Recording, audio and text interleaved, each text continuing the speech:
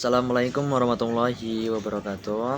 Hello everyone, my name is Seyong Margono and which MTM 25412064. Di sini saya akan membahas materi yaitu tentang main economic microeconomis. Jadi pada pembahasan pertama kita akan masuk yang namanya main economy problems. Problemnya ada banyak sih. Dimulai dari persoalan ekonomi.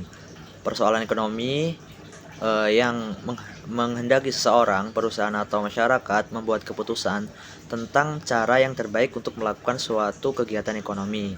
Kegiatan ekonomi sama dengan kegiatan seseorang, perusahaan atau masyarakat untuk memproduksi atau mengonsumsi barang dan jasa dan mempertukarkannya. Selanjutnya yaitu masalah pokok perekonomian. Dalam masalah pokok perekonomian ada yang namanya kelangkaan atau disebut scarcity. Kebutuhan manusia selalu lebih tinggi daripada faktor produksi yang disediakan oleh alam.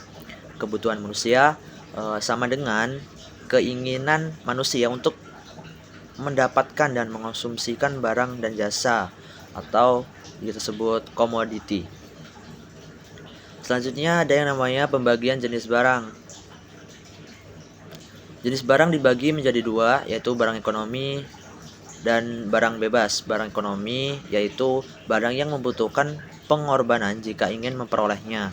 Sedangkan barang bebas adalah barang yang untuk memperolehnya tidak memerlukan pengorbanan. Selanjutnya ada yang namanya kebutuhan manusia. Kebutuhan manusia itu bisa timbul dari tiga hal. Yang pertama yaitu kebutuhan biologis atau pangan, sandang, papan. Selanjutnya ada kebutuhan yang timbul dari peradaban kebudayaan, seperti rumah yang bagus, pendidikan tinggi, dan lain sebagainya. Dan untuk kebutuhan yang timbul yang ketiga yaitu bisa kita sebut sebagai kebutuhan lain-lain atau kebutuhan yang khas masing-masing perorangan.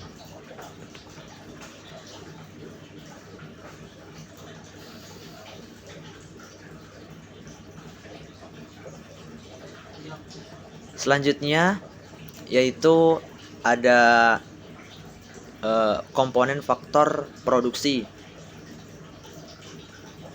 Komponen faktor produksi ada beberapa. Di sini ada 4, yaitu yang pertama adalah tanah dan sumber daya alam. Yang kedua tenaga kerja. Yang ketiga modal. Yang keempat yaitu keahlian keusahaan atau entrepreneurship.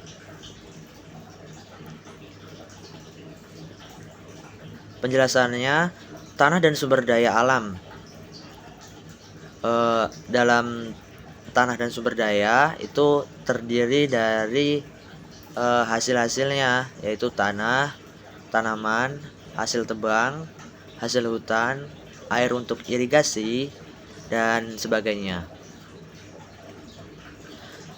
Selanjutnya ada yang namanya tenaga kerja dalam ekonomi. Tenaga kerja bisa dibagi menjadi 3 di sini.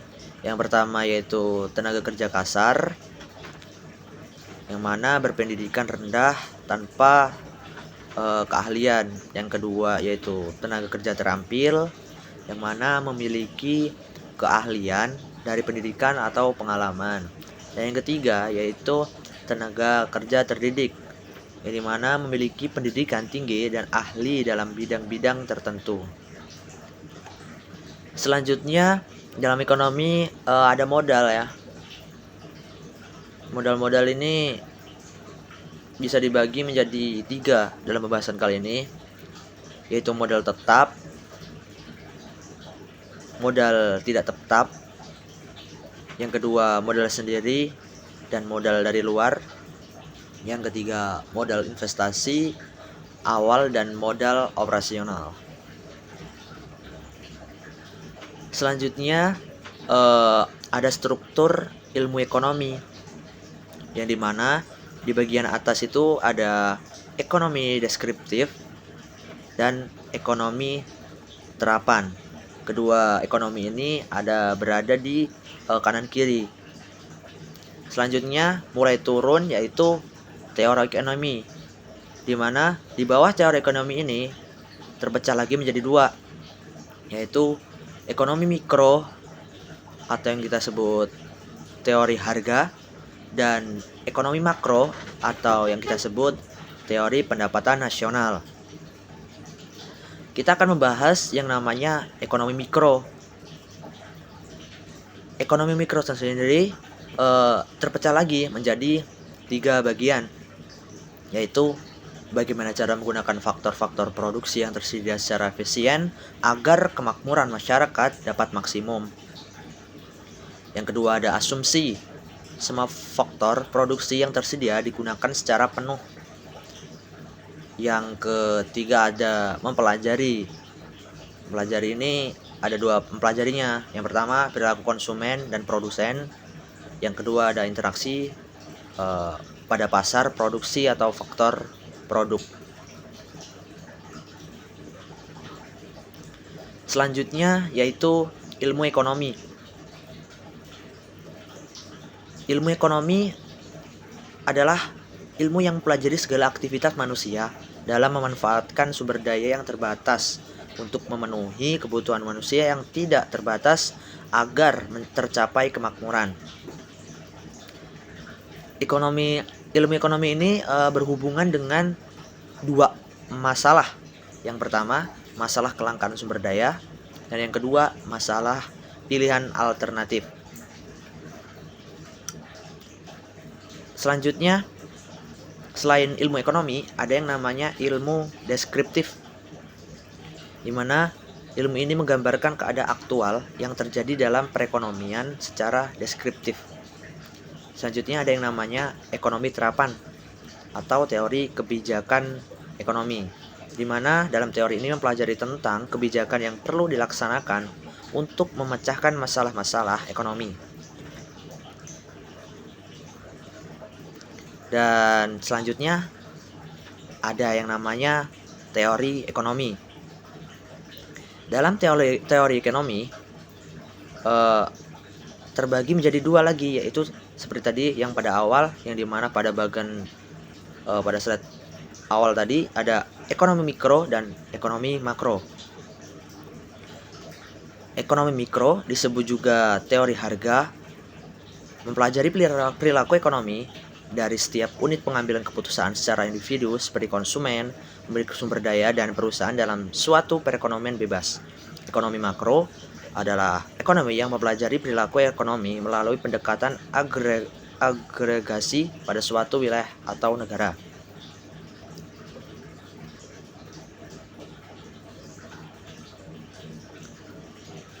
Selanjutnya ada unsur-unsur penting dalam teori ekonomi. Di sini ada teori ekonomi secara variabel, di mana suatu besaran yang nilainya dapat mengalami perubahan. Model, contohnya seperti abstrak dari persoalan-persoalan ekonomi secara matematis yang menunjukkan hubungan atau keterkaitan antara variabel dalam ekonomi. Selanjutnya ada asumsi, adalah pemisalan yang digunakan untuk menjelaskan sifat-sifat kaitan di antara berbagai variabel dalam teori ekonomi. Baik, mungkin itu saja yang dapat saya sampaikan. Kurang lebihnya saya mohon maaf. Saya akhiri. Wassalamualaikum warahmatullahi wabarakatuh.